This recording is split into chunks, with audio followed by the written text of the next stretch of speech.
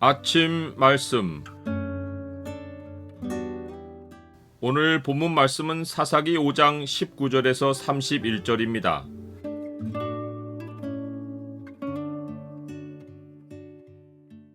여호와의 싸움으로 세상 전쟁이 판가름난다. 오늘 본문을 소망의 창으로 보면 주의 원수들과 주를 사랑하는 자들이 맞는 대조적인 결과가 무엇인지가 보입니다. 소망의 창을 보여주는 구절은 5장 31절입니다. 여호와여, 주의 원수들은 다 이와 같이 망하게 하시고 주를 사랑하는 자들은 해가 힘있게 도듬갑게 하시옵소서 하니라. 그 땅이 40년 동안 평온하였더라.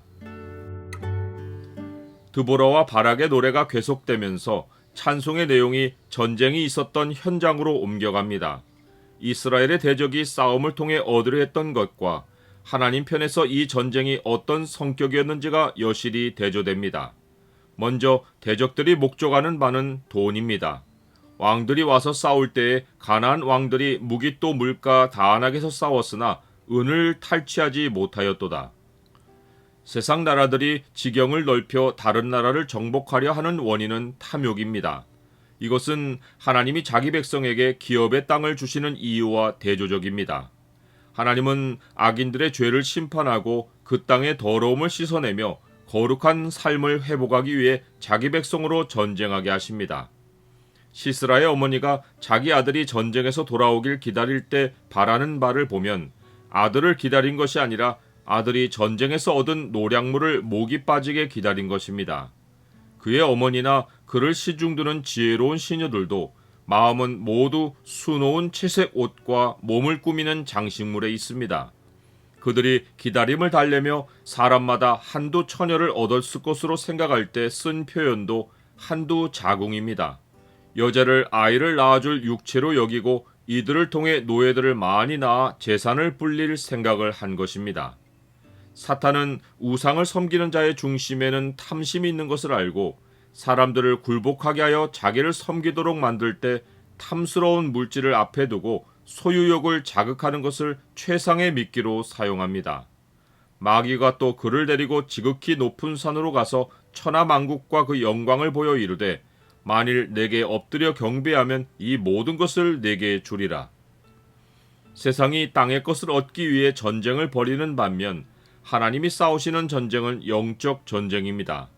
별들이 하늘에서부터 싸우되 그들이 다니는 길에서 시스라와 싸웠도다. 별들은 하늘에 있는 여호와의 군대를 상징합니다.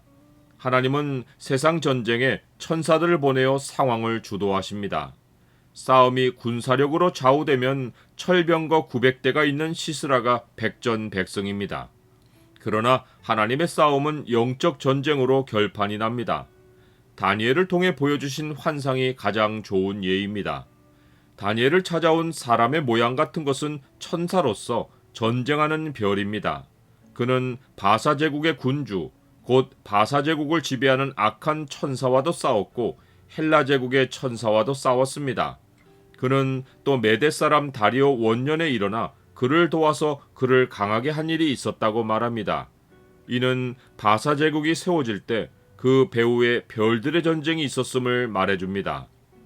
하나님이 자연의 재앙을 가져오시는 것도 영적 전쟁의 일부입니다.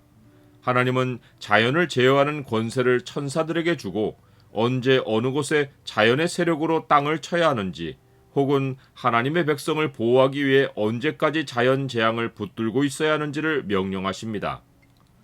시스라와의 전쟁에서는 하나님이 큰 우레를 동반하고 하늘에서 물을 쏟아부어 기손강을 범람하게 하여 시스라의 무리를 표류시키셨습니다.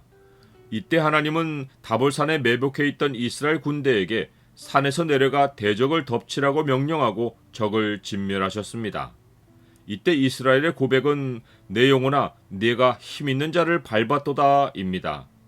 900대의 철병거에서 벗겨져 나온 수백 수천의 말들은 진창에서 벗어나 이리 뛰고 저리 뛰며 달아나서 땅이 말굽소리로 울렸습니다. 나는 하나님이 배후에서 싸워주지 않으시면 어떤 세상 세력도 이길 수 없다는 사실을 압니까? 전쟁 현장을 진두지휘한 여호와의 사자가 이스라엘 백성에게 메로스를 저주하라고 했습니다. 메로스는 사람일 수도 있고 성읍일 수도 있습니다. 문제는 메로스가 이스라엘 백성을 가장 가까이서 도울 수 있었지만 그리하지 않았고, 이러한 배역이 사람의 눈에는 띄지 않았어도 여호와의 천사가 발견하고 알려준 것입니다. 반대로 야엘은 다른 여인들보다 복을 받을 것이라고 했습니다. 시스라를 쳐서 죽이는 것은 심장이 떨려 누구라도 감히 생각하지 못할 일입니다. 그러나 야엘은 이것이 여호와의 전쟁이라고 생각하고 필사적으로 하나님 백성을 도와야겠다고 생각했기에 죽음을 무릅쓰고 시스라에게 접근하여 그의 관자놀이를 말뚝으로 박은 것입니다. 전쟁의 승패는 여호와의 싸움으로 판가름 나고 복과 저주는 하나님 나라에 헌신하는 것으로 갈립니다. 또 여호와의 구원하심이 칼과 창에 있지 아니함을 이 무리에게 알게 하리라. 전쟁은 여호와께 속한 것인즉 그가 너희를 우리 손에 넘기시리라.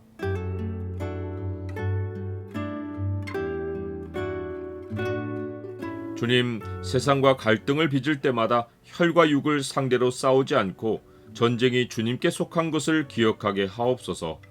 천군 천사를 보내어 세상 세력을 이기시고 자연의 재앙으로 세상 악을 심판하여 주님이 만왕의 왕이심을 알리시옵소서.